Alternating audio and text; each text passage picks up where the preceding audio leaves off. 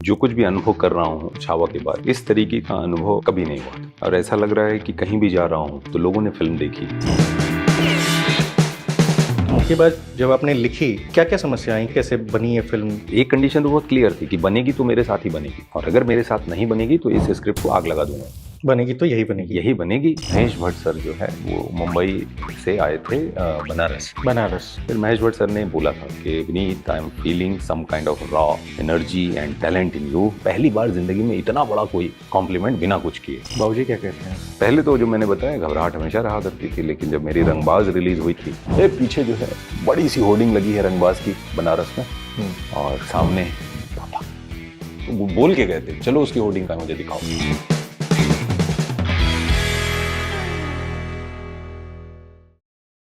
तो बेसिकली जब मैं रिसर्च कर रहा था, देखा हर जगह खबर छपी है। तो छावा के बाद हिसाब किताब है ना, लोगों ने सब ढूंढ लिया।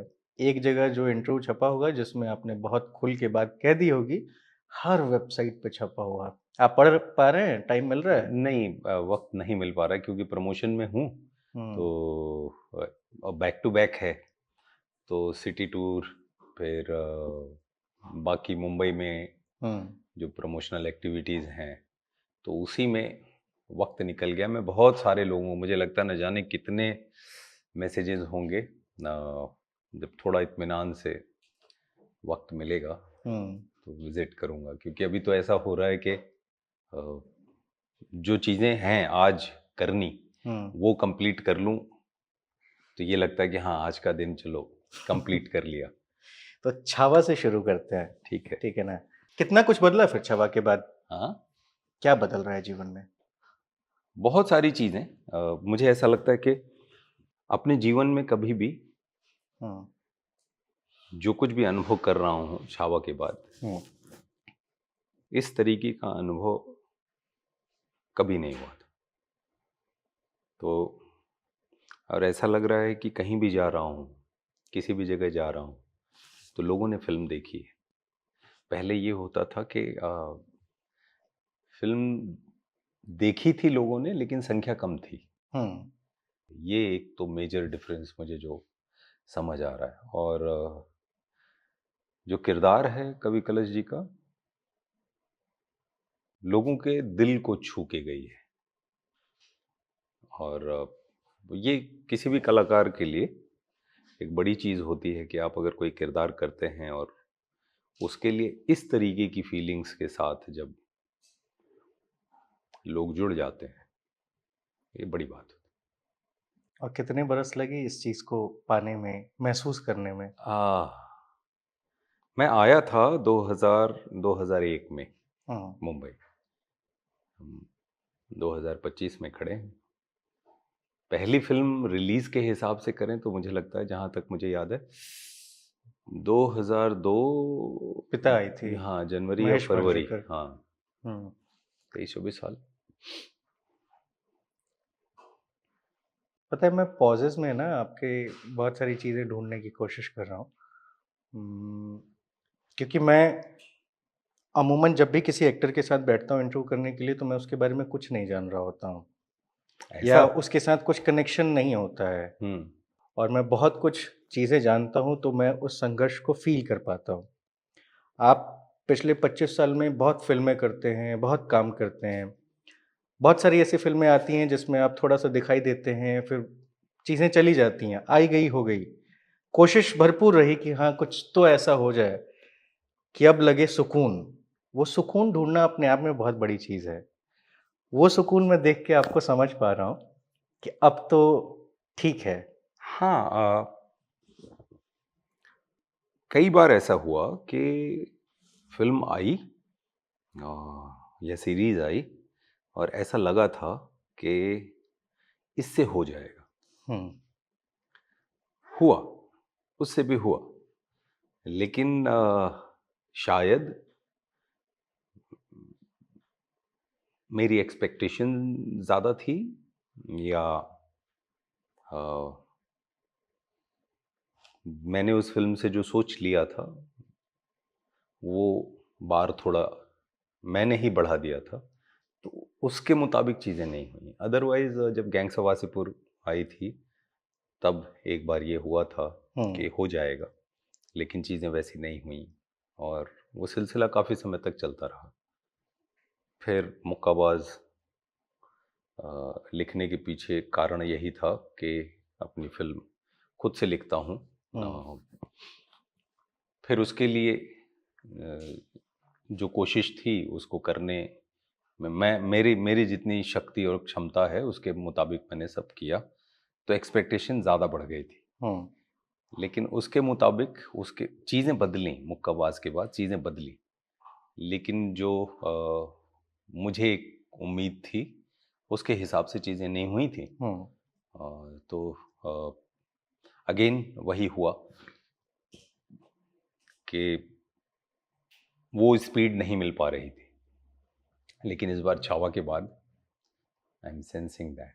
कितनी नई फिल्में आपने अभी अभी सिग्नेचर की मैं साइन की पहले? पढ़ूंगा, मैं इत्मीनान से पढ़ता हूँ, मैं सबके स्क्रिप्ट पढ़ता हूँ, आना शुरू हो गया है? सुनता हूँ। हाँ, बहुत सारी चीज़ें हो रही हैं और इस बार तो मुझे ऐसा लगता है कि ठीक है, कहा जाता है कि प्रभु की इच्छा के बगैर एक पत्ता भी नहीं हिलता, लेकिन इस बार मुझे लगता है कि कुछ विशेष तरीके से उन्होंने स्क्रीन प्ले लिखा है मेरे लिए।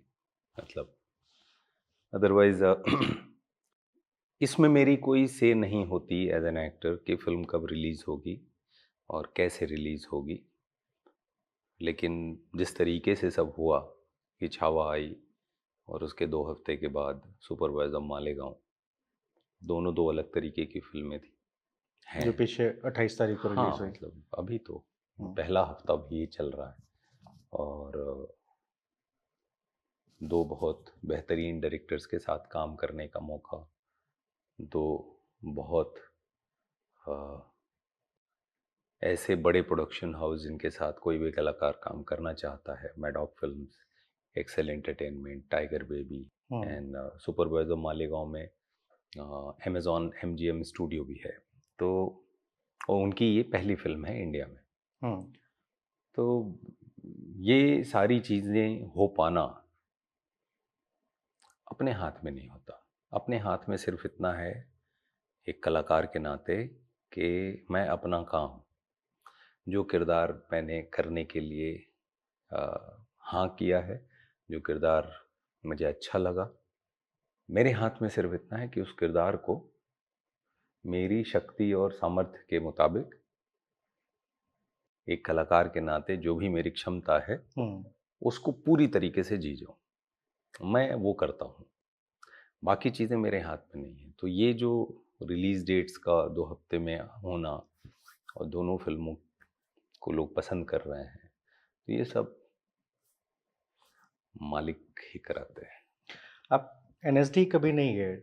ट्रेन्ड एक्टर तो खैर आप वैसे नहीं कहा जा सकता है कि जो लोग एनएसडी से या फिर अलग-अलग फिल्म इंस्टीट्यूट से आके कहते हैं कि भाई हम यहाँ से आए हैं। मुश्किल ऐसा नहीं है कि एनएसडी वालों के लिए कभी नहीं रहा, लेकिन जब आपकी कला को आदमी कैमरे पर देखता है, तो कई बार किसी एक एनएसडी के कलाकार से ना कई गुना ज़्यादा वो दर्द समेटे हुए दिखाई देता है या फिर एक अलग तरह का रोष उसके अंदर भीतर दिखाई देता है। जो सबसे पहले मुझे मुक्केबाज में दिखा और जब मैं सुपर बॉयज़ ऑफ मालेगाँव देख रहा था, उस दौरान में भी जो आपका किरदार है उसमें मुझे वो नज़र आया। आपने अपने आप में इतनी सारी एक्टिंग कैसे भरी? क्या कुछ किया इसके लिए? कुछ भरना नहीं पड़ता है। मुझे लगता है कि नदी बह रही है, बस बहने दीजिए, रोकिए मत उसको। क्योंकि नदी का प्रवाह जब तक चलता रहेगा, वो पानी आपके काम आता है। पानी जब रुक जाता है, तो चांसेस बढ़ जाते हैं कि रुके हुए पानी में तमाम ऐसी चीज़ें पैदा हो जाती हैं जो स्वास्थ्य के लिए अच्छा नहीं होता। बहता पानी जो है सारी चीज़ें ठीक कर देता है। तो कुछ पैदा करने की ज़रूरत नहीं है। बहुत ज़्यादा उसमें कोई, मुझे नहीं लगता ऐसा हार्ड एंड फास्ट कोई रूल है। मुझे लगता है आप अगर बेचैन हैं तो मंजिल मिलती है। बेचैनी के साथ बस इतनी सी बात का ध्यान रखना चाहिए कि अपग्रेड होते रहिए समय के साथ, क्योंकि गैजेट्स भी अपग्रेड होते हैं, हम तो इंसान हैं। जो गैजेट अपग्रेड नहीं हुआ वो आउटडेटेड हो गया। ऐसे कई एग्जांपल हैं। आप अगर अपग्रेड हो जाते हैं तो लोगों के साथ आपका एक वो बना रहता है। तो एक कलाकार के लिए भी ज़रूरी है कि आज मैं जो हूँ एज एन एक्टर, मैं मानता हूँ कि वो काफ़ी नहीं है। मैं कल जो था एज एन एक्टर आज उससे बेहतर हूँ। आने वाला जो कल होगा वो आज जो एक्टर हूँ मैं उससे बेहतर होगा। मुक्केबाज जब आप लिख रहे थे या फिर उसके पहले जो आपका संघर्ष है कि आप एज अ एक्टर स्क्रीन पर आना चाहते थे, तो मुक्केबाज जब आपने लिखी, क्या-क्या समस्या आई? कैसे-कैसे बनी ये फ़िल्म? कितनी मुश्किलात रहे? थोड़ा विस्तार से बताइए। मैंने खूब बात की है इसके ऊपर। तो आप अगर कोई पर्टिकुलर चीज़ जानना चाहते हैं तो आप। मैं फ़िल्म की बेसिकली मेकिंग समझना चाहता हूँ। अच्छा। उस बनारस का जो हिसाब-किताब है, कॉन्सेप्ट है, वो समझना चाहता हूँ क्योंकि आप खुद भी बनारस से आते हैं और बनारस की अगर बात की जाए तो कला और संस्कृति के लिए one of the richest place है, जहाँ से तमाम कई बड़े कलाकार वहाँ से निकले। वो भी समझाइए और अपने काम के और मुक्केबाज की जो मेकिंग का प्रोसेस है, वो भी बताइए। मुक्काबाज लिखने के पीछे कारण ये था कि gangs of Wasseypur, Bombay talkies, अगली ये फिल्में हो गई थी। हुँ, और मेरे लिए ये फिल्में 2013 मार्च वार्च तक हो गई थी। हुँ, क्योंकि 2013 में अगर आप पीछे जाके देखेंगे, हुँ, 2013 में बॉम्बे टॉकीज जिसमें मुरब्बा जो कहानी है, अ, बॉम्बे टॉकीज और अगली ये दोनों फिल्में कैन फिल्म फेस्टिवल में थीं। हुँ, किसी कारणवश अगली जो है 2014 दिसंबर में रिलीज हुई। हुँ, तो रिलीज डेट के हिसाब से वो 2014 है, लेकिन एज एन एक्टर मेरे लिए वो फिल्म कंप्लीट हो गई थी, मुझे लगता है 2013 फरवरी मार्च तक। तो उसके बाद जो चीज़ें हो रही थीं मैं उससे संतुष्ट नहीं था, तो लिखना शुरू किया मेरी सिस्टर के साथ। मुक्ति मेरी बहन है। हुँ, तो हम लोगों ने मुक्काबाज ये सोच के लिखी कि ये फिल्म बनेगी तो मेरे साथ बनेगी। और मुझे ऐसा लगा था कि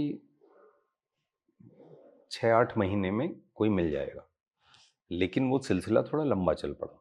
तो मुझे लगता है पिचिंग पिचिंग ही चली गई करीब 2.5 से 3 साल। फाइनली जब अनुराग सर का आना हुआ तो उन्होंने 2 शर्त रखी कि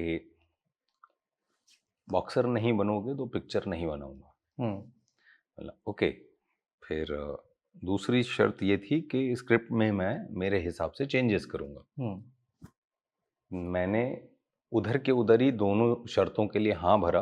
हुँ, और मुझे याद है दैट दैट डे मैं निकल गया, मतलब जो कुछ भी मेरे पास था बेच वेच के मैं निकल गया पटियाला के लिए। उसी रात को मुझे 3 बजे रात के आसपास हम लोग निकल गए थे, मैं और मेरी गर्लफ्रेंड रुचिरा, जो अब तभी शादीशुदा नहीं थे, अभी हम लोग पति पत्नी हैं। और जब आप ये कहते हो कि सब बेच-बाच के निकल गया, हाँ। तो तब आई थिंक आप 15 साल तो गुज़ार चुके थे यहाँ पे 2000, हाँ हाँ। और वो स्थिति थी कि 15 साल बाद भी आपके पास बहुत कुछ नहीं था, आपको सब बेच-बाच के निकलना पड़ा। क्या होता है ना एक्टर की जिंदगी में, एक चीज होती है जब आप, संघर्ष तो सबको करना पड़ता है, चाहे वो राइटर हो, डायरेक्टर हो, म्यूजिशियन हो, सबको संघर्ष करना पड़ता है। और मुझे लगता है कि सिर्फ फिल्म इंडस्ट्री ही नहीं, उसके बाहर भी, चाहे आप ही लोग हों, जर्नलिस्ट हों या चित्रकार हों हुँ, या किसी भी फील्ड में हों, जब आप शुरू करते हैं तो आपको दो दो हाथ करना पड़ता है। हुँ, वो चीज़ें मदद भी करती हैं क्योंकि आप उसकी वजह से ग्रो होते हो। आप जहाँ से आए हो, आपकी जो अपब्रिंगिंग है बचपन से, वो अपब्रिंगिंग और उन विचारों को लेकर के आप जीवन में अप्रोच करते हैं। लेकिन जब आप जीवन में अप्रोच करते हैं तो ज़रूरी नहीं होता कि आप जो सीख के आए अपने परिवार से या जिस भी समाज से आप आ रहे हैं, वो आज के वक्त में जो आप परसू कर रहे हैं वहाँ पे वो सारी चीज़ें जो आपने सीखी वो वर्क कर रही हूँ। ज़्यादातर ऐसा होता है जो हम सीख के आते हैं, है ना, उनमें से ज़्यादातर चीज़ें जो है वहाँ वर्क नहीं करती, क्योंकि आप बहुत सारी चीज़ें ऐसी सीख के आते हैं जो बहुत ही अलग तरीके की आइडियलिस्टिक स्पेस में होती हैं, जो हमें किताबों से सिखाया जाता है। तो आप धीरे धीरे उन चीज़ों को समझते हैं, फिर एक मिडिल ग्राउंड फिगर आउट करते हैं और कोशिश करते हैं कि जो आपका पिछला है वो एकदम छूट ही ना जाए। तो आप उसको भी बचाने की कोशिश करते हैं और अपने वर्तमान को भी बचाने की कोशिश करते हैं, और इन दोनों को बचाते हुए भविष्य में जो आप पाना चाहते हैं उस दिशा में खुद को पुश करते हैं। तो इन सारे प्रयासों में संघर्ष तो होगा। तो एक लड़ाई बाहर चल रही होती है, एक लड़ाई अंदर चल रही होती है। कोई बहुत जल्दी इन चीज़ों को समझ जाता है, किसी किसी को वक्त लगता है। तो मैं दूसरी कैटेगरी में रहा, और जब ये चीज़ें हुई, बाहर निकला, तो जो 15 साल का वक्त आपने बोला ना, ऐसा नहीं है जब तक आप, संख्या बड़ी नहीं है। मैं अब कलाकार के ऊपर आता हूँ, अभिनेता के ऊपर। एक्टर के लिए ये सालों की संख्या से कोई मतलब नहीं होता। मतलब इस बात से होता है कि क्या कोई फिल्म या कोई सीरीज जिसमें आपने काम किया और बेहतर कैपेसिटी में काम किया, ये बहुत मायने रखता है। सही बात है। अगर वो चल गई लेकिन आप बेहतर कैपेसिटी में नहीं हैं, तो आप जिस कैपेसिटी में हैं उसी के आसपास की चीज़ें आपको मिलती हैं, क्योंकि एक व्यावसायिक बाध्यता होती है। प्रोड्यूसर्स की अपनी एक बड़ी जिम्मेदारी होती है, क्योंकि जब किसी का पैसा लगता है तो जो पैसा लगाता है, आप ऐसे समझिए, अब ये चीज़ें मुझे बाद में समझी कि अगर आपको अभी इसी वक्त किसी व्यक्ति को जिसके साथ कोई खासा संबंध भी ना हो, या सपोज संबंध भी हो, और आपको उस व्यक्ति को 2-4-5 लाख देना है, ये जानते हुए कि लौट के नहीं आएगा, या दे रहा हूं, आया तो आया, नहीं आया तो कोई बात नहीं, कितने लोग हैं जो दे देंगे? बहुत कम, अब रेयर है। हाँ, अब मैं ये व्यक्तिगत संबंधों में ये बोल रहा हूं आपको। अब आप समझिए कि जहां व्यक्तिगत की बजाय, पर्सनल की बजाय, जहां व्यावसायिक, कॉमर्शियल रिलेशंस, बिजनेस की बात आती है, वहां अगर कोई इस तरीके से बिजनेस कर रहा है कि कोई ग्राउंड नहीं समझ में आ रहा है कि लौट के आएगा या नहीं आएगा, और एक ग्राउंड समझ में आ रहा है कि यहाँ पे लौट के आएगा, तो as a businessman, as a producer आप क्या करोगे? जाहिर सी चीज़ है, वहीं जाएगा जहाँ पता हो कि लौट के आ जाएगा। बिल्कुल। तो जब तक आपकी कोई चीज़ ऐसी नहीं चल जाती कि लोगों के अंदर ये भरोसा पैदा हो जाए कि आप पे लगाई हुई रकम लौट के आ जाएगी, तब तक वो वाला जो संघर्ष है वो जारी रहता है। जारी रहता है। तो ये चीज़ें मैं कमोबेश उस वक्त समझ चुका था। इसलिए जब मैं मुक्काबाज कहीं लेके जाता था और ये होता था कि विनीत कोई और रोल कर लो या स्क्रिप्ट दे दो, एज ए राइटर तो हो ही, अपने लिए दूसरी लिख लेना, तो मैं कभी बुरा नहीं मानता था। मैं खुश होता था वहाँ से मैं, एक कंडीशन तो बहुत क्लियर थी कि बनेगी तो मेरे साथ ही बनेगी, और अगर मेरे साथ नहीं बनेगी तो इस स्क्रिप्ट को आग लगा दूंगा। तय था, मेरे करीबी दोस्तों को ये पता था, और वो सब ये बोलते थे, विनीत यार कौन करता है ऐसे यार, इतना डायरेक्टर बोल रहा है, प्रोडक्शन हाउस जिन लोगों ने चाहा था कि बनाएं वो भी कह रहे हैं, विनीत दूसरी लिख ले। मैं बोलता नहीं, बनेगी तो यही बनेगी। यही बनेगी और मेरे साथ ही बनेगी, ये जिद थी। तो लोगों ने अप्रिशिएट किया, लोगों ने साथ दिया, उनकी जो व्यावसायिक बाध्यता थी उसको मैं समझ रहा था, तो मुझे कभी भी बुरा नहीं लगता था। इनफैक्ट सच बता रहा हूँ, मैं जब उस मीटिंग से उठ के जाता था तो मुझे खुशी होती थी, इस बात की खुशी होती थी कि यार ये अच्छे लोग हैं, इन्होंने अच्छा सिनेमा बनाया है। अगर इनको इस स्क्रिप्ट में पोटेंशियल दिख रहा है मतलब कुछ तो गुरु है, बस मैं सही दरवाजे पे पहुंचना बाकी है, तो ये नॉक नॉक जारी रखूंगा।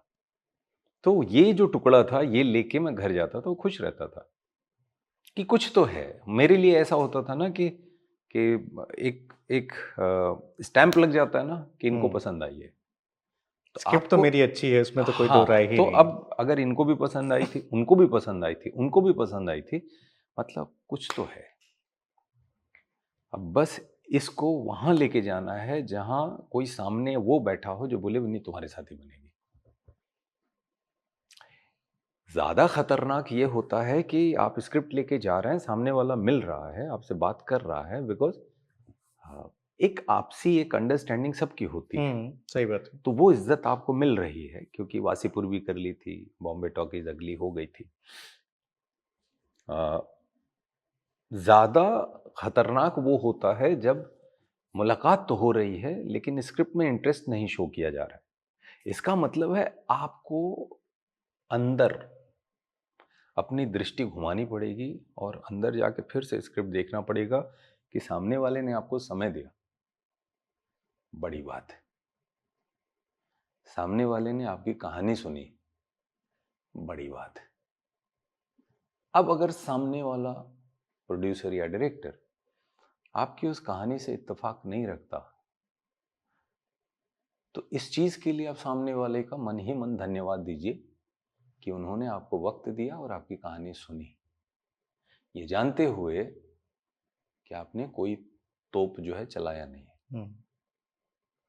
तो उस चीज का मान मैं रखता हूं। अब अगर इस आपकी कहानी में उनका इंटरेस्ट नहीं आ रहा है, तो ये एक कहीं ना कहीं आपको ये समझने की जरूरत है कि चलो ठीक है, एक जगह हो सकता है, दो जगह हो सकता है, 5 जगह पे यही हो रहा है, 10 जगह पे यही हो रहा है, कहीं तो कुछ ऐसा हो कि नहीं मेरे को अच्छा लग रहा है, लेकिन for this reason that reason अगर बोलो तो आगे बढ़े।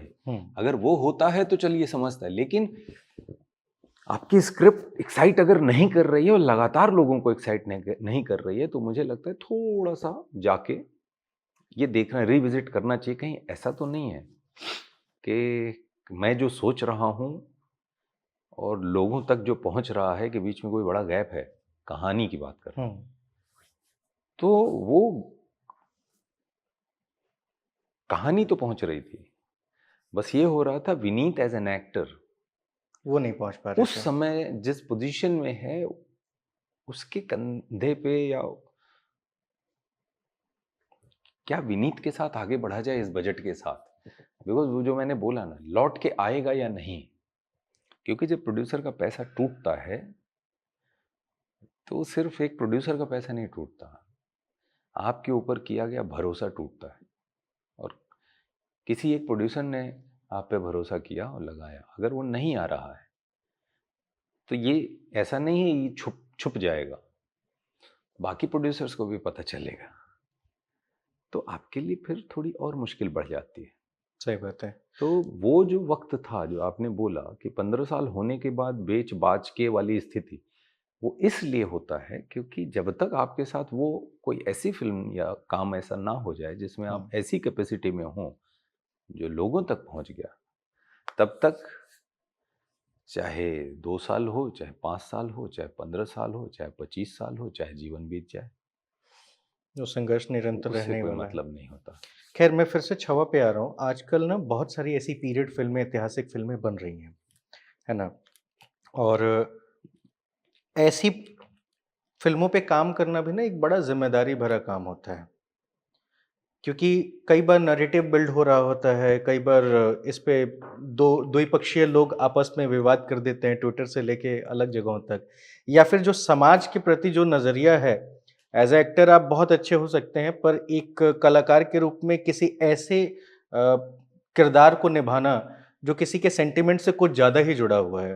रिलीजन से जुड़ा हुआ है, कितना मुश्किल होता है इस पे करना? और जब ये रोल आपको मिला तो आपके लिए कितना चुनौतीपूर्ण था इसको प्रिपेयर करना? हम्म, सी मुश्किल होता है, लेकिन मैं सच बताऊं, मैं एक कलाकार हूं, मेरे पास ऐसा कोई कोई टीम ऐसी नहीं है हुँ, 25 लोगों की जो रिसर्च कर रही है।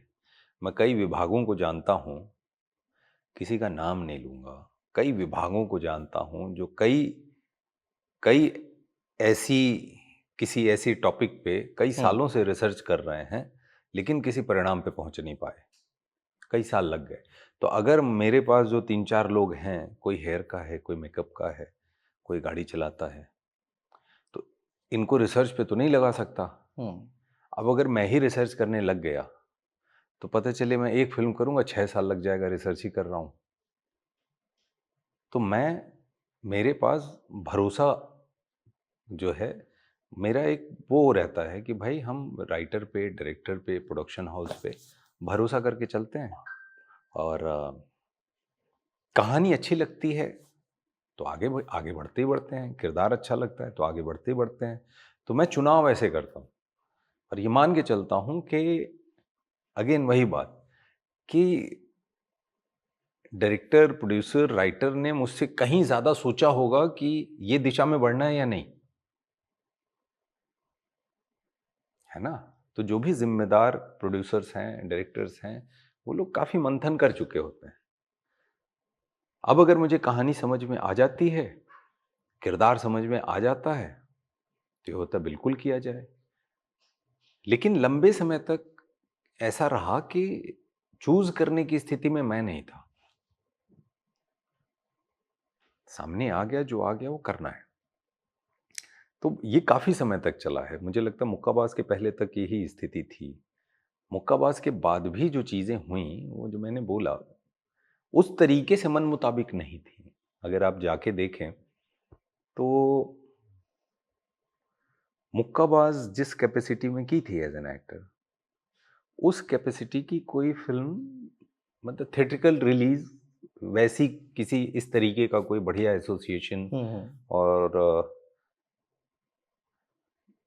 वो क्षमता रखती हो कोई फ़िल्म जिसमें प्रोड्यूसर भी ऐसे हों और डायरेक्टर भी ऐसे हों, और मुक्काबाज़ एज़ एन एक्टर जिस कैपेसिटी में किया था एज़ अ लीड, तो वो हो नहीं पाया। एज़ अ लीड उसके बाद से कोई रिलीज़ थिएट्रिकल नहीं हो पाई। तो वो कहीं न कहीं अंदर मेरे फूट रहा था। तो वो थोड़े समय तक चला, फिर कोविड भी आ गया। फिर कोविड ने सारी चीज़ें और शेक करके रख दी। तो एक फ़ेज़ रहा है, जिसमें बहुत परेशान था, गुस्सा आता था, समझ में नहीं आता था। पहले ये लगता था कि हाँ, चलो हुई नहीं है तो लोग सोचें इसके लिए कुछ करूँ। लेकिन अब तो हो गया, कर भी दिया, अब क्यों नहीं हो रहा है? तो उसका उत्तर मुझे नहीं मिल पा रहा था। Later on I realize this box office thing. तो इसलिए जब भी कोई इंटरव्यू होता है और कभी भी मौका मिलता है, तो मैं हमेशा दर्शकों से यही कहता हूँ कि आप जब एक टिकट खरीद के फिल्म देखते हो, तो आप अपने उस कलाकार को,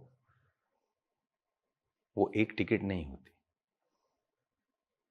उस कलाकार का जो भी घर बन रहा है ना, करियर का घर जो बन रहा है, उस करियर के बनते हुए घर में वो एक टिकट एक ईंट की एक जैसी ईंट के होती है। बराबर। इतनी ज़रूरी है। आप समझो कि सही जगह की 2 ईंट अगर हट जाएँ तो कितना कमज़ोर हो जाता है। तो जब एक-एक टिकट देख के दर्शक देखते हैं, तो एक कलाकार को वो आज़ादी मिलती है कि वो खुद के साथ प्रयोग कर सके। और मेरी कोशिश यही है, मेरी मेरी सारी जद्दोजहद यही है, मैं प्रयोग करना चाहता हूँ। पर मुझे ना एक चीज़ अब अच्छे से आप समझाइए, क्योंकि क्या है ना कि जब जब भी किसी एक्टर या कोई भी एक्टर थोड़ा-सा ठीक-ठाक पोज़ीशन में आ जाता है, काम करना शुरू कर देता है, तो बहुत सारी ऐसी चीज़ों पे ना पर्दा डाल देता है, जिसके बारे में वो चाहता ही नहीं है कि चर्चा करे। मैं बहुत कुरेदने की कोशिश नहीं कर रहा हूँ, लेकिन मैं बस ये समझना चाहता हूँ कि पैरेलल वर्ल्ड में आपके साथ बहुत सारे ऐसे एक्टर आए होंगे, आपके पहले भी बहुत सारे ऐसे एक्टर आए हैं, जिसको इसे फ़िल्म इंडस्ट्री ने ख़त्म कर दिया, भूल गए। या फिर जो लगा तो उनको थोड़े बहुत समय के लिए यूज़ किया, उसके बाद फिर से गायब कर दिया गया। तो ऐसा नहीं है कि सबके लिए ये बहुत आसान रास्ता है। तो आप मुझे बताइए कि इस दौरान में जो चीज़ें ये चल रही होती हैं, कितना मुश्किल हो जाता है, या फिर कोई एक्टर जो 15 साल, 10 साल, 20 साल गुज़ार लिया, सिर्फ़ विनीत सिंह की बात नहीं है। विनीत सिंह ने अपने आस-पास समकालीन बहुत से ऐसे लोगों को देखा है, जिन्होंने कहा है कि बस यार अब बहुत हो गया, अब चले जाते हैं। क्योंकि ये दिक्कत नहीं है कि मुझ में कमी है, ये जगह ही उस तरीके का है कि जिसमें चुनाव बहुत मुश्किल हो गया है। आ, मैं इसको ना अलग तरीके से देखता हूँ। किसी जगह पे जितनी क्षमता होगी आप उतना ही एब्जॉर्ब कर पाएंगे। हम ये जिस जगह पे हैं यहाँ पे 5,000 लोगों को तो नहीं इकट्ठा कर पाएंगे। हर चीज की अपनी क्षमता होती है, उतनी ही जरूरत भी होती है। तो उसी के मुताबिक जो रिक्वायरमेंट है ना, वो पूरी हो पाती है जाने में अनजाने में। तो एक डिजाइन होता है बाय डिफॉल्ट। अब मैं इसको थोड़ा वक्त लूंगा। हुँ, हुँ। सी, मैं नेपोटिज्म में बिलीव नहीं करता। रीजन, मैं बनारस से हूं, मैं खेलता था। मैं अपने पिछले इस सवाल में ना ये बस वर्ड इस्तेमाल नहीं करना बस चाहता आपने था। वो वर्ड नहीं इस्तेमाल किया, लेकिन सवाल वही है। इसीलिए, क्योंकि मैं इन बिटवीन टेक्स्ट समझ गया, इसलिए मैं डायरेक्ट ये बात बोल रहा हूँ। मैं नेपोटिज्म में बिलीव नहीं करता, मैं फिल्म इंडस्ट्री की बात कर रहा हूँ। रीजन, मैंने देखा है इंजीनियर को अपने बेटे को इंजीनियर बनाते हुए, मैंने देखा है डॉक्टर को अपने बेटे को डॉक्टर बनाते हुए, मैंने देखा है पॉलिटिशियन के बच्चे पॉलिटिशियन बने, मैंने देखा है कि गल्ले पे जो फैमिली बैठा करती थी, उसी परिवार का बच्चा बाद में उस गल्ले पे बैठा। हुँ, चाहे वो कपड़े की दुकान हो, चाहे वो रेस्टोरेंट हो, या कोई भी ऐसी शॉप, ज्यादातर मैंने ये देखा है। तो ये मैंने मेरे शहर में देखा है। जब उम्र थोड़ी बढ़ी और शहर से बाहर निकला तो दूसरे शहरों में भी देखा, दूसरे राज्यों में भी देखा। तो ये सब जगह है। देश के बाहर गया तो वहां भी ये चीज दिखती है, थोड़ी कम है। उतनी जानकारी मुझे बाहर वाली तो नहीं है, लेकिन अपने यहां तो मैंने भर भर के देखा है। फिल्म इंडस्ट्री पे लोगों की निगाह होती है तो ज्यादा बात होती है। मैं ये बोलता हूं कि एक माँ बाप जब अपने बच्चे को इस दुनिया में लाते हैं, तो हर माँ बाप यही चाहता है ना कि उसके प्रति जो जिम्मेदारी है मैं पूरी कर सकूं। मैंने देखा है माँ बाप जो है बच्चे को पैदा होने के पहले खिलौना खरीद के रख लेते हैं, कपड़ा खरीद के रख लेते हैं, और ये सब करते हैं। कौन माँ बाप जिसने बच्चे को इस दुनिया में लाया वो बोलेगा कि नहीं नहीं, एजुकेशन सबको बराबर की नहीं मिल रही है तो अपने बच्चे को कम ही पढ़ाऊंगा? कौन चाहता है ऐसा? कौन माँ बाप ये बोलेगा कि नहीं यार देखो ठीक है मेरे पास तो है, लेकिन हर हर बच्चे को जो है स्वास्थ्य की वो सुविधा नहीं मिल पा रही है, तो मैं अपने बच्चे को बीमार रहेगा 4-5 दिन नहीं दिखाऊंगा? कौन माँ बाप ऐसा सोचता है? हर माँ बाप यही सोचते हैं ना कि मेरे पास जो उपलब्ध है उससे ज्यादा अपने बच्चे के लिए कर सकूं। कहा जाता है ना, माँ बाप पेट काट के बच्चे को पढ़ाते हैं। हमारे देश में कहा जाता है ना, माँ बाप अपनी नींद काट के बच्चे को सुलाते हैं। तो बच्चे के लिए माँ बाप बहुत सारी चीजें सेक्रीफाइस करते हैं। यह हमारे देश की परंपरा रही है। और कोई भी माँ, दुनिया में कोई भी माँ बाप, बड़ा परसेंटेज ऐसा ही होता है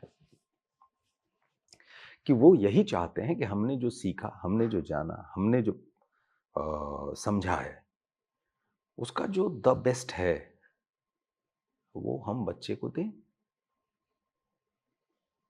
बढ़िया से बढ़िया एजुकेशन, बढ़िया से बढ़िया हेल्थ से जुड़ी चीज़ें, बढ़िया से बढ़िया खेलने की जगह, बेहतर सर्कल, अपनी सोच समझ के हिसाब से जो एक बेसिक्स है आदमी देना चाहता है। तो जब बच्चा बड़ा होता है और किसी काम की दिशा में जब बढ़ रहा होता है तो माँ बाप इन्फ्लुएंस तो करते ही है ना। माँ बाप चाहते हैं कि उन्होंने जो समझा, मेरे माँ बाप ने भी तो चाहा था कि फिल्म इंडस्ट्री में न जाऊं। मेरे पापा मैथमेटिशियन हैं, वो चाहते थे कि एकेडमिक्स में ही रहूं, तो वो भी अपने तरीके का नेपोटिज्म तो कर ही रहे थे। उन्होंने बोला था कि बेटा इस फील्ड में रहोगे तो मैं एटलीस्ट तुम्हें गाइड तो कर पाऊंगा, तुम जिस फील्ड में जा रहे हो मुझे कुछ पता ही नहीं, ना दाएं ना बाएं, होता कैसे है ये काम। तो वो भी समहाउ एक नेपोटिज्म की तो बात कर रहे थे। तो यहां आके हम पलट क्यों जाते हैं? कोई बच्चा किसी फिल्म स्टार के घर में पैदा हुआ, उसकी क्या गलती है?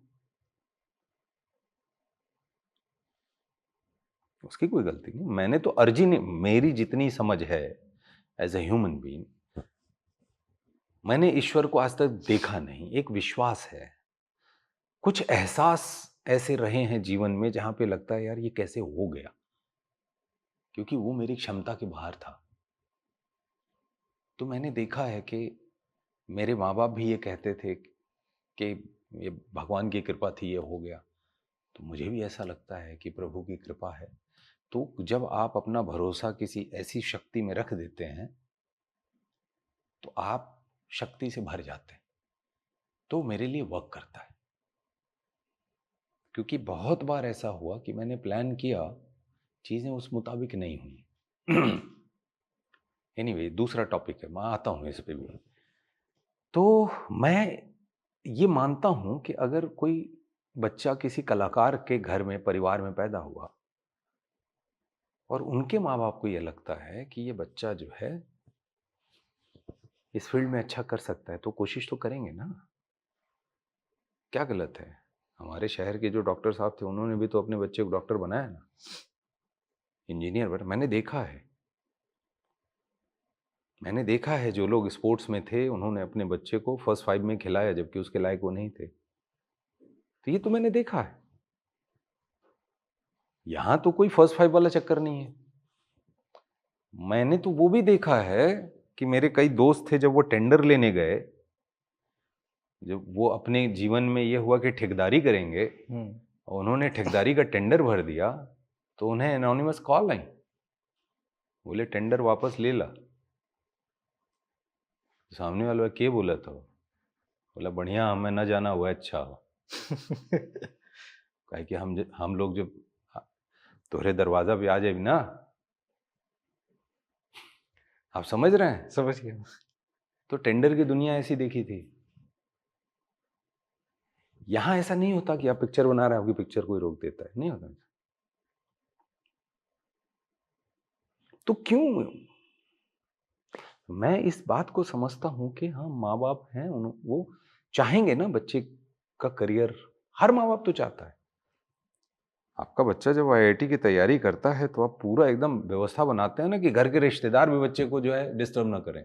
मैंने देखा है शादी में खुद ही जाके लोग बोल देते हैं नहीं वो तैयारी कर रहा है, नहीं आएगा। सही बात है। तो जब यहां ये चल रहा है, तो फिल्म इंडस्ट्री में जब एक माँ बाप अपने बच्चे को नर्चर कर रहे हैं, उन्हें जो समझ में आ रहा है, तो इतना क्यों?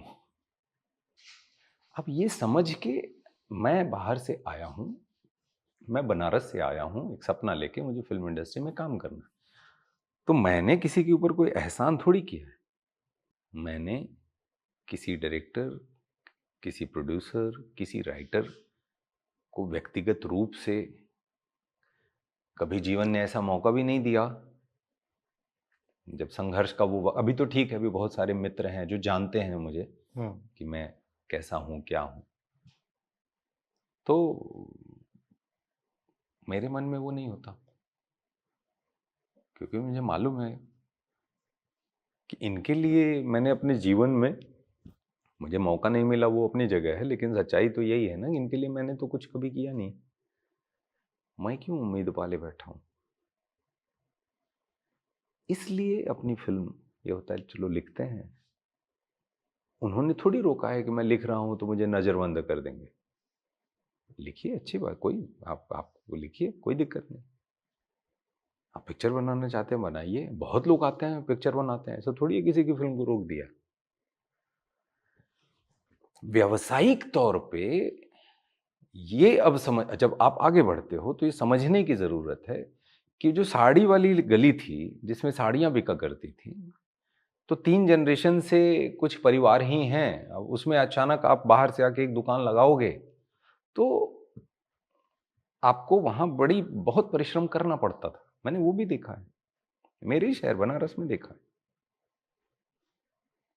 तो वो संघर्ष तो रहेगा ना। वो वहाँ के लिए बाहरी हो जाते हैं। हाँ, अब उसमें ये होता है कि आप कहाँ तक खुद को पुश कर पाते हो? आप कब तक उस फ़ोर्स के साथ आगे बढ़ते हो, जिस फ़ोर्स के साथ आप आए थे? तो उसमें आपको कई सारी चीज़ें सैक्रिफ़ाइस करनी पड़ती हैं। और व्यस्तता की बात जैसे आपने बोला कि आपको मैसेजेस, मैंने क्या जवाब दिया? बहुत सारे मैसेजेस नहीं पढ़ पाया। मैं इतना भी बड़ा तो नहीं हूँ ना, फिर भी मेरी हालत ये है। आप इमेजिन करिए जो बड़े स्टार्स हैं।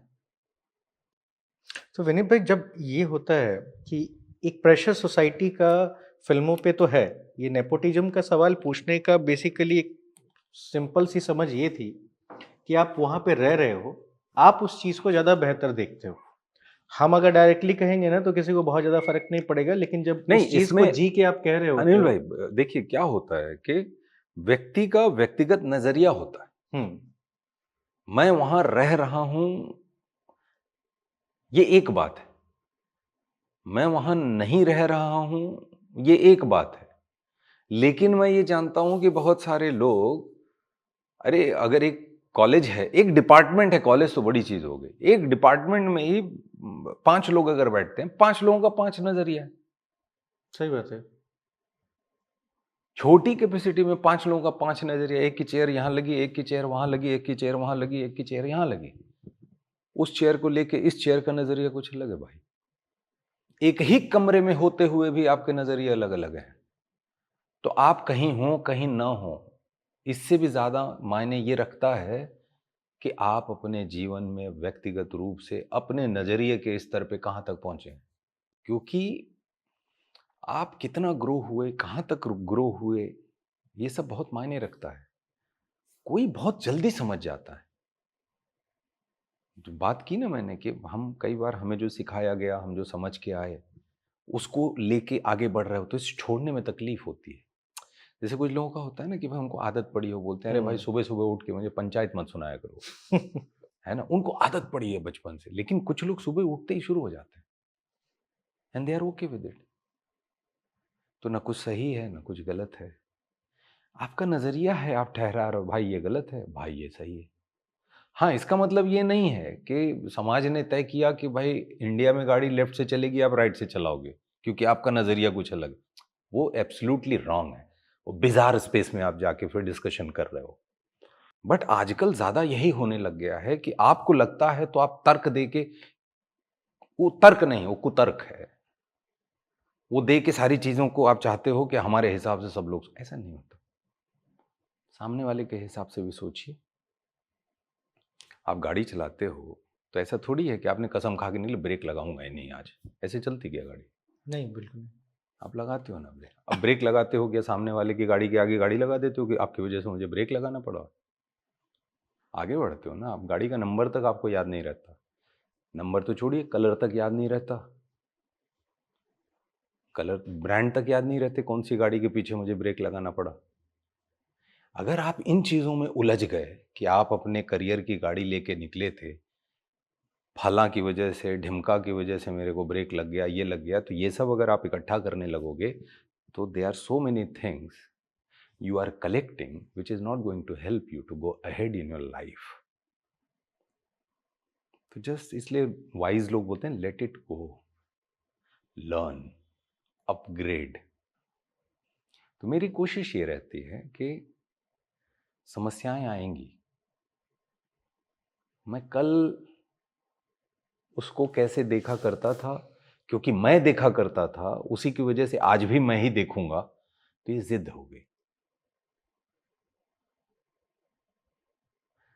भाई आप कभी गांव में थे तो कुएं में रस्सी डाल पानी निकालते थे, अब आप रस्सी ले घूम रहे हैं कि जब तक रस्सी डालूंगा नहीं तब तक पानी पीऊंगा नहीं। भाई टैप है, खोलो। आजकल तो सेंसर भी आ गया है, हाथ लगाओ, पानी आ छूने जाता के है। पानी। तो अपग्रेड करते हो ना भाई। तो बाकी जगहों पे करते हो तो जीवन में क्या दिक्कत हो रही है, करियर में क्या दिक्कत हो रही है?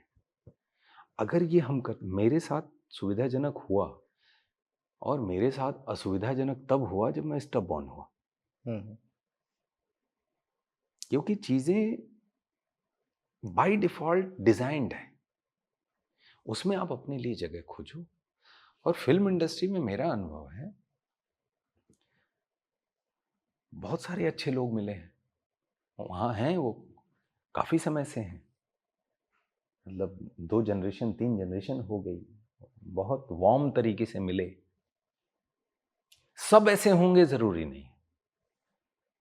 एट द सेम टाइम मैं जहां से आया हूं, जहां का मतलब अब बनारस नहीं बोल रहा हूं, मैं बोलता हूं बाहर, जहां से मतलब बाहर, बाहर से आए हुए तमाम ऐसे लोग हैं, नहीं पटी। बहुत सारे ऐसे लोग हैं वो अपने ही समकक्ष को आगे बढ़ते हुए नहीं देखना चाहते हैं, खुल के नहीं बोल पाते, लिख नहीं वो पाते। तो आप भी नहीं बोल पा रहे।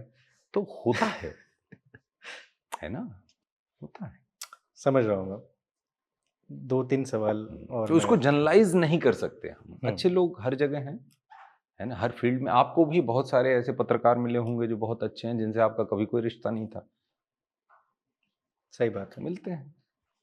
आप स्वीकार करने के लिए आपने अपने खिड़की दरवाजे खुले रखे हैं या नहीं रखे हैं, मायने रखता है। मुझे तो बहुत सारे सजेशंस ऐसे लोगों ने दिए जो इंडस्ट्री में काफी समय से रहे। हाँ, ये भी कहता हूँ सब ऐसे नहीं होते, तो हर किसी से आप एक्सपेक्ट क्यों कर रहे हो? अच्छा, बड़ा सीरियस हो गया। मैं ये पूछ रहा हूँ कि महेश मांजरेकर साहब अभी कुछ बॉम्बे में रेस्टोरेंट वगैरह भी बना के रखे हुए हैं। हाँ, कभी गए कि नहीं खाना वाना खाने का? बहुत चाव से खिलाते हैं, मैं देख रहा हूँ। हाँ, वहां पे नहीं जा पाया, लेकिन मैं खाना खाया हूँ,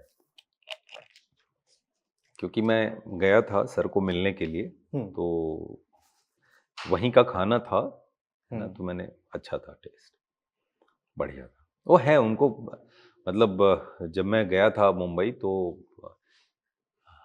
उनके साथ काफ़ी सारा वक्त बिताया, बिकॉज जो एक टैलेंट हंट था उसमें he was one of the जजेस, एंड वास्तव के बाद की बात थी, तो वास्तव मैंने देखी टैलेंट थी। हब आप कब गए थे? 2002 में? 2001। अच्छा।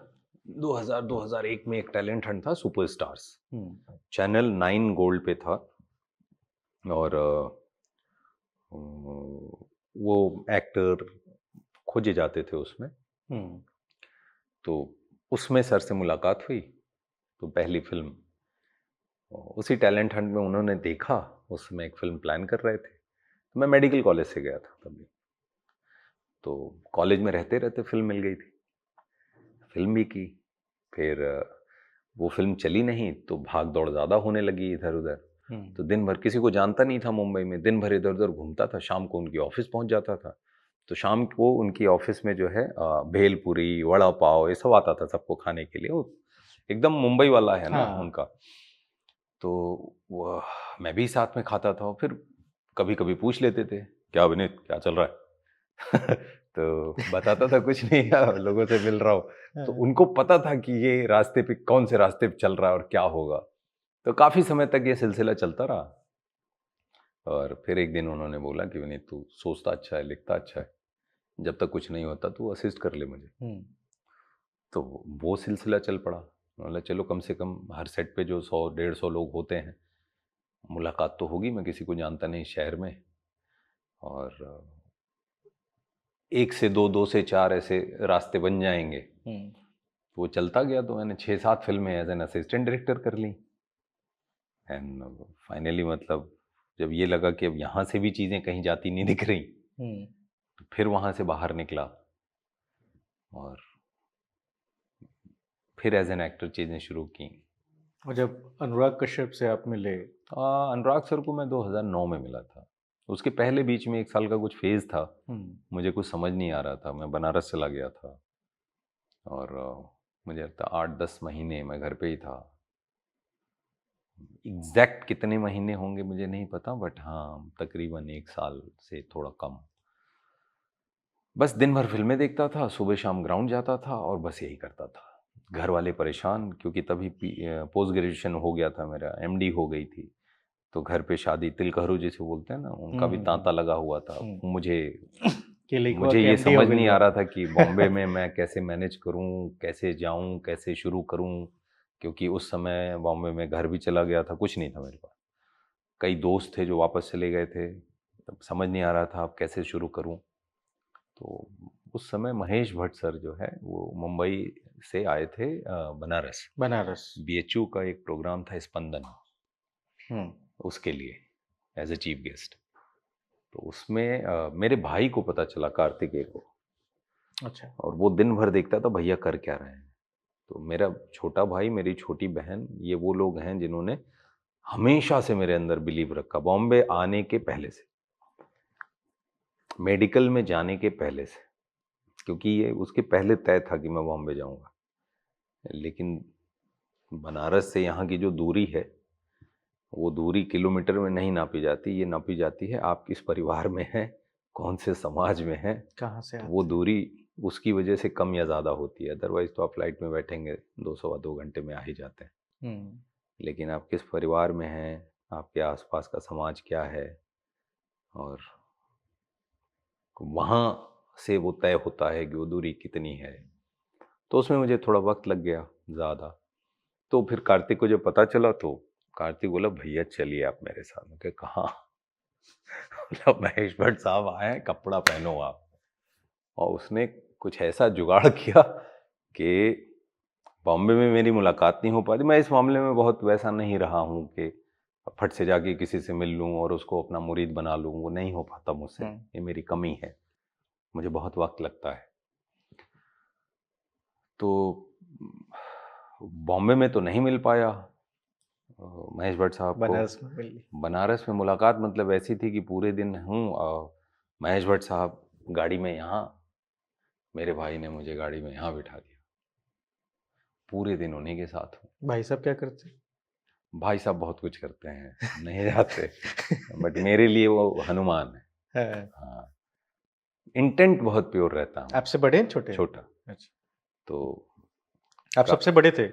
नहीं, मुझसे बड़े एक भाई हैं। चार भाई बहन? 3 भाई 2 बहन। 2 बहन, 5। तो मेरी बहन पिछले 8 साल से तो बॉम्बे में ही है, मुक्ति एक बहन। और दूसरी बहन जो है वो एथलीट है, वो इंटरनेशनल प्लेयर रही है। वो हर्डल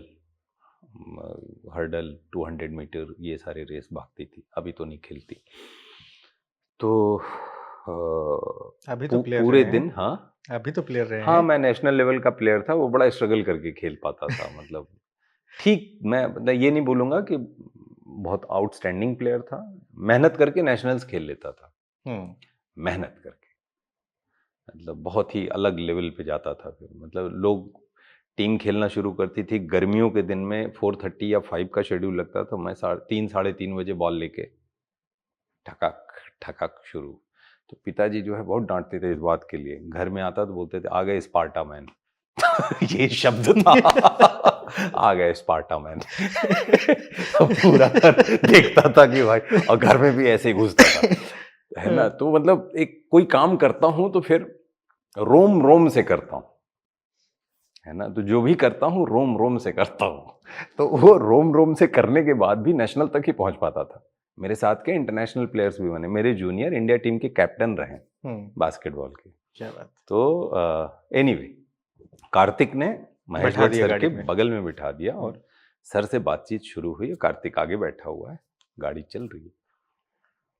पूरे दिन सर के साथ समय बिताने का मौका मिला, और जब ये मौका मिला तब एक होता है ना कि मैंने बोला मुझे बहुत समय लगता है।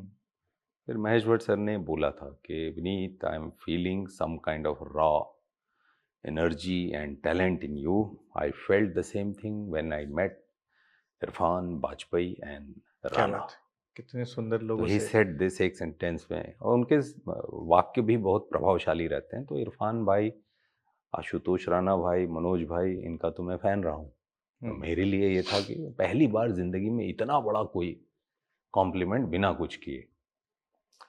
तो that's the magic of Mahesh Bhatt sir, और उनकी वजह से मैं बॉम्बे आने की हिम्मत जुटा पाया। उन्होंने बोला कॉन्फिडेंस मुंबई कब बिल्डअप हो आए। जाता है अगर हाँ कोई एक बार हाथ रख दे, बस बस क्योंकि कह दे कुछ। मैं कुछ और करना नहीं चाहता हम्म, था, और मैं 8-10 महीने से बनारस में हूँ, दिन भर फिल्में देख रहा हूँ, घर वाले परेशान हैं, तिलकहरू घर में आ जाते हैं तो जाके ऐसे बैठना पड़ता था। अब ये मतलब ये लड़की के भाई हैं, ये लड़की के चाचा हैं, वहां तो आता भी पूरा परिवार है ना।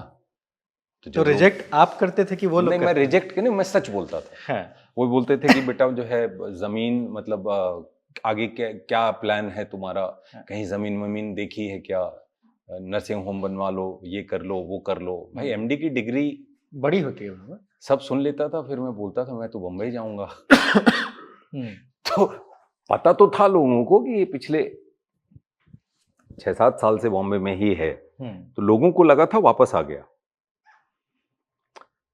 है ना। तो लोगों को ये था कि अब जो है ये डॉक्टर बन के रहेगा, तो सुरक्षित प्रोफेशन है।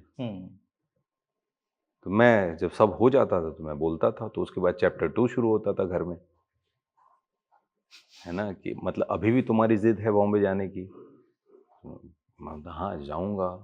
तो फिर इतने दिन से क्या करूं, बोले मुझे समझ नहीं आ रहा, और एक्चुअली वो मेरा फेज वो था। तो कार्तिक ने वो किया, और उस समय सर एक फिल्म शुरू करने वाले बोले कि कब आ रहे हो, तो मैंने उनको ये नहीं बोला, मैंने इतना झूठ बोला, बस ये नहीं बोला कि 10 महीने से यहीं पड़ा हूँ मुझे समझ नहीं आ रहा।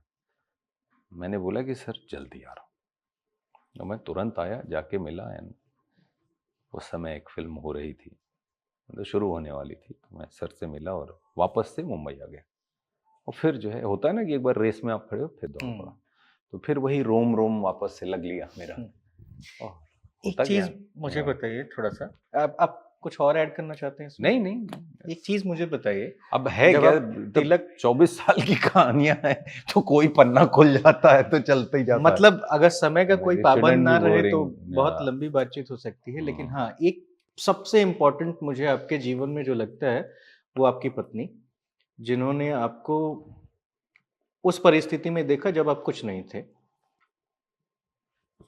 हम लोग भी उसी जीवन का हिस्सा हैं कि जीवन में अगर एक सही पार्टनर ना मिले ना, तो बहुत अच्छा होने के बाद भी सब कुछ खत्म हो जाता है, और बुरे दौर में किसी ने हमें देखा हो तो फिर क्या ही कहा जाए। तो आप अपना संघर्ष तो देख ही रहे थे, क्या आपको कभी उनके संघर्ष के बारे में समझ में आया कि वो कितना संघर्ष झेल रही हैं? हाँ, मुझे दिखता था, और मैं ये बोल देता था कि मुझे मुझे तुम अगर मतलब संकोच मत करना, छोड़ना चाहो छोड़ दो।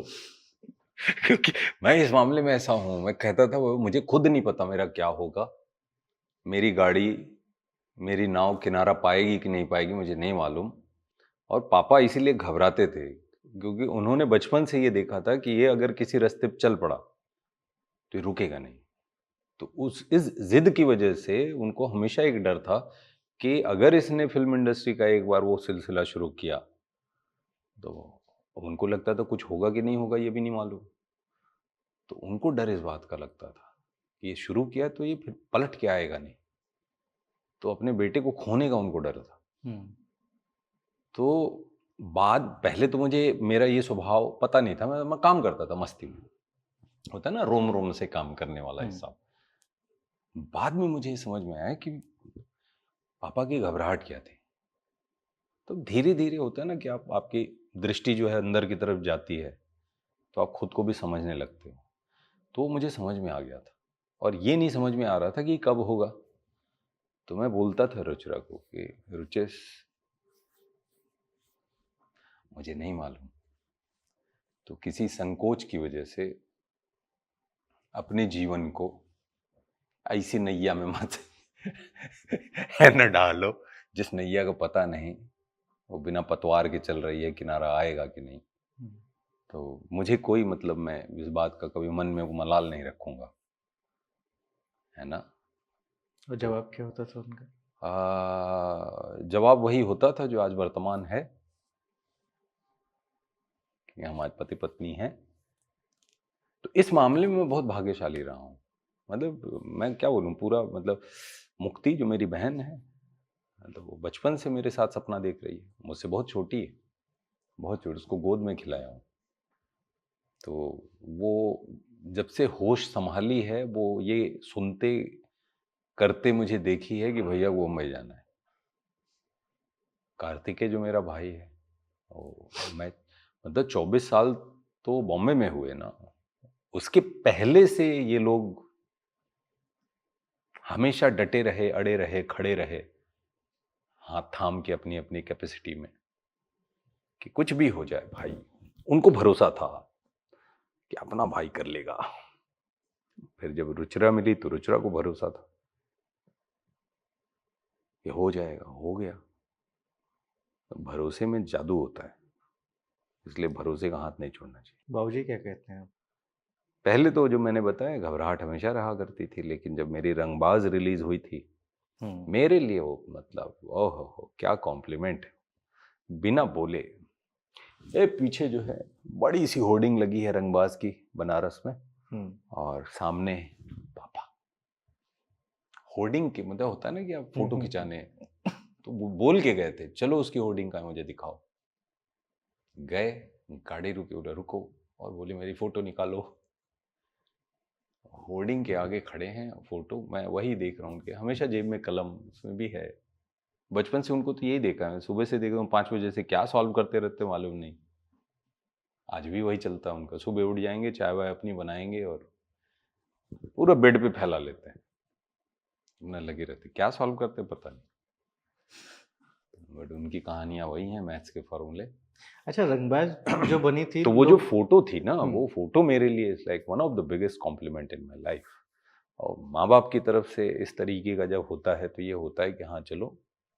उसके बाद तो फिर बड़े मौके ऐसे आए। हाँ, हाँ, आप कुछ कह रहे थे। जो आपका किरदार था उसमें ना, हमारे यहाँ सिवान में एक तो, वैसे तो राजनेता भी हुए, सांसद वांसद रहे, शहाबुद्दीन साहब, उनसे बड़ा जोड़ के देखा जाता है। असल में वो किरदार क्या सिर्फ काल्पनिक था या सही में किसी से लिया गया था? उस पे मैं कुछ बोलूंगा नहीं, मैं यही बोलूंगा कि आप जाकी रही भावना जैसी, प्रभु मूरत देखी तिन तैसी। तो आपको जैसा लगता है आप उस हिसाब से लिखिए, वो आपका अपना नजरिया है। बाकी हम तो वैधानिक जो आता है ना डिस्क्लेमर, आप डिस्क्लेमर पढ़ के देखिए और जहाँ जाके। हाँ, कुछ भी सिनेमा में होता है तो कहीं ना कहीं जीवन में आपने जो देखा, समझा और सीखा है, अनुभव किया है, तो कहानियां वहीं से निकलती हैं। अच्छा, एक आखिरी और ज़रूरी सवाल, क्योंकि समय का भी ध्यान रखना है आपका, और भी आप, मुझे उम्मीद है कि भविष्य में शायद मैं आपके द्वारा बनाई गई फ़िल्में जो पर्सनली आप खुद डायरेक्ट कर रहे हैं, खुद लिख रहे हैं, सब चीज़ कर रहे हैं, देखने को मिलेगा। और फ़िल्म इंडस्ट्री को आप समझ भी रहे हैं, आज आप अच्छा कर रहे हैं और बहुत खुशी की बात है। लेकिन जब नरेटिव बिल्डिंग वाली फ़िल्में बनती हैं, लाइक कश्मीर फाइल्स हो गई, बस्तर फाइल्स हो गई, साबरमती एक्सप्रेस अभी आई। मैंने ना बहुत गौर से इन फ़िल्मों को जाके देखा। सिर्फ़ इसलिए नहीं, कोई दिमाग में ऐसी कोई चीज़ नहीं रख के, परसेप्शन ना रख के, ये अच्छी है या बुरी है, बस समझने की कोशिश की। मैं ये देख पा रहा हूँ कि आज सोसाइटी में इस तरह की चीज़ों पे बहुत ज़्यादा प्रेशर दिया जा रहा है कंटेंट बनाने के लिए, फ़िल्में बनाने के लिए, इंक्लूडिंग ओटीटी की भी आप बात कर लें, बहुत अलग-अलग तरह की चीज़ें बन रही हैं।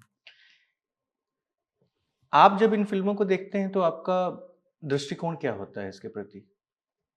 अ, मैं हमेशा ना ऐसे सोचता हूँ, किसी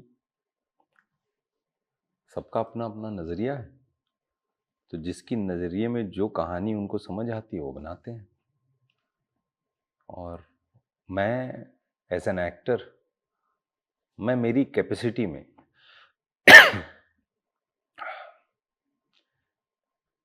जो मैं कर पाता हूँ वो मैं करता हूँ।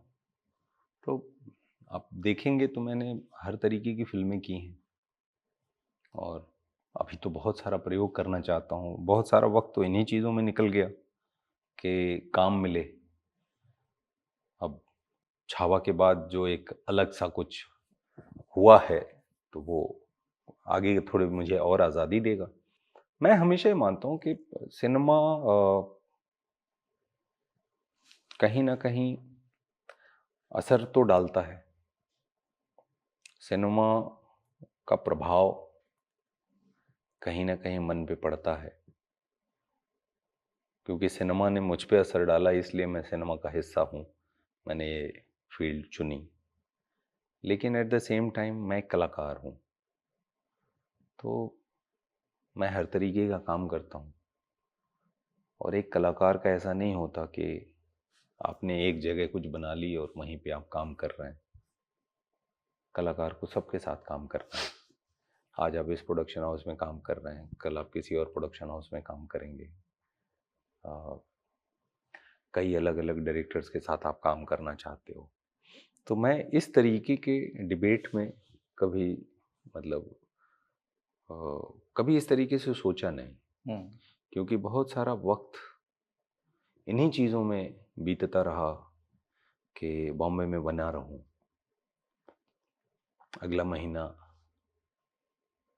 भी यहीं रहे और थोड़ा एज पे डांस ज़्यादा किया मैंने अपने करियर में, क्योंकि अच्छा काम करने की कोशिश में बहुत सारा काम छोड़ना पड़ता है। बहुत सारी फिल्में ऐसी आई जहाँ पैसा बहुत मिल रहा था, लेकिन उन फिल्मों से मैं बहुत सरोकार नहीं रख पाया। मुझे पता नहीं, कई बार ऐसा हुआ कि समझ नहीं आया जो सारा सेटअप बना हुआ है, चाहे आप कहिए डायरेक्टर हो या प्रोड्यूसर हो या कहानी हो या मेरा किरदार हो, पैसा बहुत मिल रहा है। तो मुझे लगता था अगर ऐसी 4-5-6 फिल्में कर दूंगा तो घर तो हो जाएगा, बैंक बैलेंस भी हो जाएगा, बड़ी गाड़ी भी हो जाएगी, लेकिन जो होने के लिए मैं आया था वही गुम हो जाएगा। क्योंकि जब बैक टू बैक इस तरीके की चीज़ें आएंगी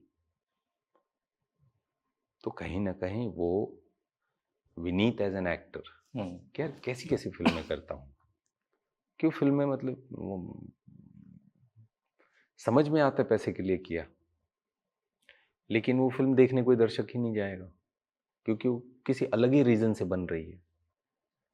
और वो रीज़न कई होते हैं, किसी के व्यक्तिगत रीज़न होते हैं, कई सारे, तो पैसा वहाँ ज़्यादा मिलता है। कोई आके बाहर से फिल्म बनाना चाहता है, उनके पास बहुत सारा पैसा है, दे भी रहे हैं भर भर के, मतलब एक ही फिल्म में घर हो जाए लेकिन फिर क्या होता है ना, जब आप इस तरीके की फिल्में आधा दर्जन कर लेते हैं, तो जो अच्छे डायरेक्टर्स हैं, अच्छे प्रोडक्शन हाउस हैं, फिर वो आपके साथ जब वो काम करने जाते हैं, तो फिर आपने जो काम किया, मतलब होता है ना, आप बी ग्रेड की फिल्में जाके करके चले आए, तो फिर जब आप ऐसी 4-5-6 फिल्में कर दोगे तो फिर आपके साथ छावा जैसी फिल्म नहीं हो पाती, तो टैग जुड़ जाएगा ना। फिर आपके साथ सुपर बॉय जैसे डायरेक्टर चाहे भी तो भी बहुत फाइट लेनी पड़ जाती है, क्योंकि प्रोड्यूसर बोलेगा वो तो ऑडियंस के लेवल से भी पोस्टर खराब हो जाता है, है। ऑडियंस भी बोलती है कि यार क्या देखनी। सही बात है। तो वो आपको चुनना पड़ता है, उसके चक्कर में मैं एज पे बहुत डांस किया हूँ मेरे करियर में। तो हमेशा मेरा ऐसा रहा, भाई 4-5 महीने का बंदोबस्त है ना, मैं किसी को भी मना कर दूंगा और ऐसे मैंने 17-18 साल से ज्यादा निकाला है। भोजपुरी वाला कौन सा फिल्म के लिए रनी भाई? अरे हम अभी तक भोजपुरी का एक सीरियल रहे, भोजपुरी का एक सीरियल रहे, ओका प्रोड्यूसर अच्छा, सीरियल रहा। हाँ, ओका प्रोड्यूसर है ना राजा मुखर्जी।